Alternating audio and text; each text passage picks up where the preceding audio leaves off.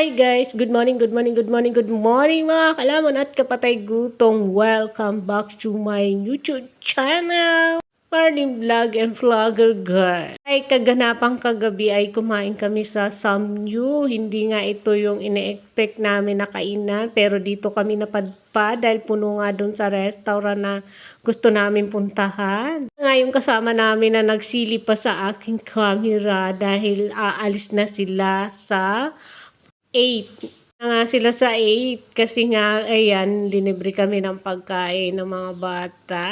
Kami diyan, 5 nga lang kami diyan magkakasama. Dito na nga kami napunta sa Samyuptal na to, dito sa may SM North. Ang daming tao doon sa SM North. Mahilo ka talaga sa dami ng tao. So ayan na nga, anyway, nandito na tayo sa kainan. Ayan na nga kami, nag-iihaw-ihaw na nga kami diyan.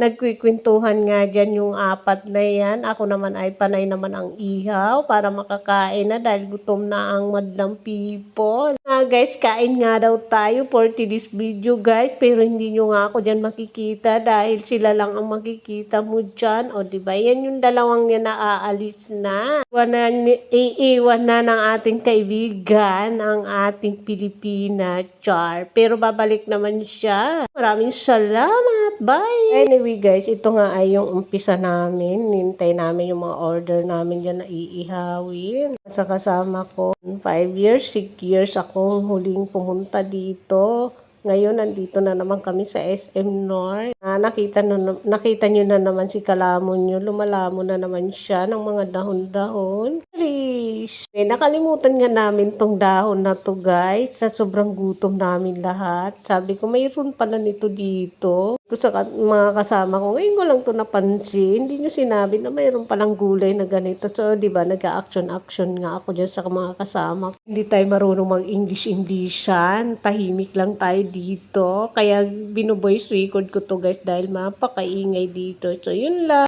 Guys, sana supportan niyo po kami sa aming vlog. Maraming thank you. Bye!